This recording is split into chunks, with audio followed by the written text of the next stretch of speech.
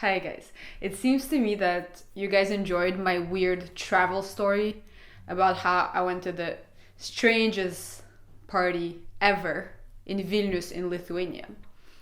And I figured I'd tell you another weird party story while I was traveling.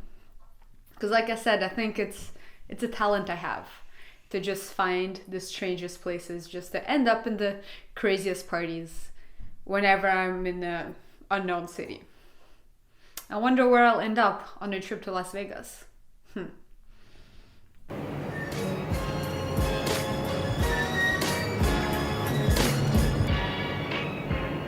As some of you may know, I spent an exchange semester in Poland, in Warsaw.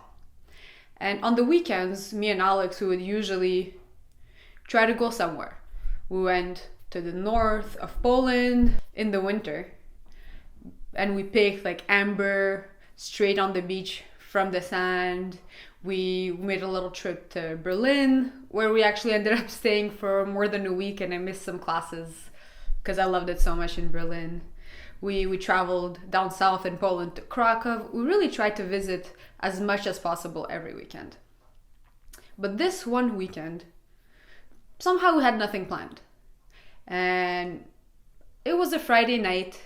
We're sitting alone in our apartment, and strangely my university friends were all on some kind of vacation too. So we're all alone in Warsaw with really nothing to do. So not really knowing what to do, we go to this place. It's this little square in Warsaw where all the hipsters gather. In the middle of this square, there's this huge rainbow representing like gay pride, and I saw like a couple times a year some skinheads just burn this statue down, and they rebuild it, and they rebuild it every time. And it's this little hipster part of town. There's this bar called Plan B that all the foreigners and everybody else goes to, and it's like this little fun place to hang out. We have a couple of beers and we try to make some new friends and try to interact with somebody, but everybody who's there is already with some friends. Everybody's in a little group. Most of the people are speaking Polish, and we really just can't fit in. We stand around there for an hour just sipping our drinks, talking, and the evening really doesn't seem to get anywhere. So at the point we decide, you know what, let's just take a walk. Let's just go somewhere else, because this is not working out. This night is kind of a bust. We start walking the main street and we're talking, and we decide to turn on this one little really dark street just to get away from all the drunk people on the big street and take a shortcut maybe to go back home. And we're walking, and it's this little residential neighborhood with just regular buildings. And we come to a dead end. And just when we're about to turn around, we notice in the shadows, somewhere to the right, there's a lot of people just standing around smoking cigarettes. Like maybe 50 people. And I look at these people, and they're all punks. Not in the bad sense of the word. They're just seriously punks with the spiky hair and piercing everywhere and tattoos. And the building they're next to is also very strange. It's this square building with just graffiti all over it. So I walk up to the door and I'm like, what's going on here? And I mean, in my broken Polish, I'm like, oh, what is this? And the guy just tells me, well, it's 5 zloty to get in. It's 5 zloty. And I look at Alex, and he used to be a punk boy back in the day. And I'm like, this is your crowd. Let's go hang out with them. I mean, what is this place? It's just a bunch of punks standing around in the dark next to a really strange building. And I mean, we don't really speak Polish. And what the hell is going on in there? We have no idea. And we go down these stairs and end up in this really, really sketchy basement. It's kind of dirty, smells like beer. There are like posters up the walls everywhere, graffiti and stickers, and we have just no idea what's going on. We see this little sign, this little paper sign that says beer over here. So we just follow the arrows and get into this small room, and they serve us these beers that I've never seen anywhere else in Poland. and that were cheaper than like even in the supermarket. And they actually tasted really great. So all right, we have a beer. Let's explore this basement. And we walk into another room, and over there it's actually a pretty big room, and there's a concert going on. There's like a huge band on stage. There's a lot of people dancing. There's some like official photographers with big professional cameras, and it seems like it's just a huge party. We continue walking around. I found this other room with a baby foot, and I really like to play. I used to be really a fan of that when I was in high school.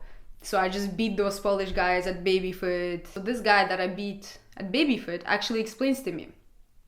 We ended up at something like the 5th year anniversary of this building, which is a squat house.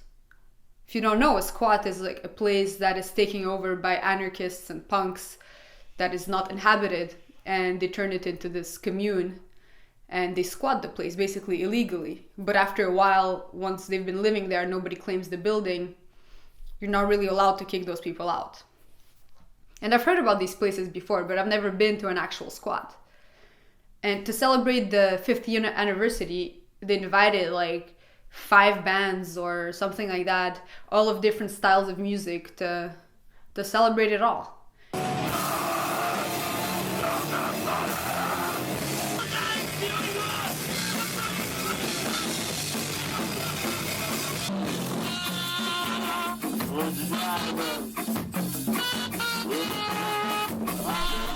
So it ended up being like a super fun night.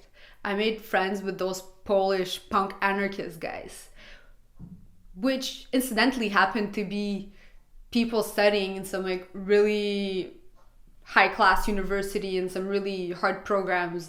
Like I don't actually remember, but I think it was something like physics or like molecular biology or like something really like mathematical and intense. And these guys are just go wild on the weekend, and they just come to this crazy, creepy basement with horrible toilets. By the way, that was the worst part. And cheap Polish beer and fun parties and babyfoot tables and music. It was one of the best nights I had in Warsaw.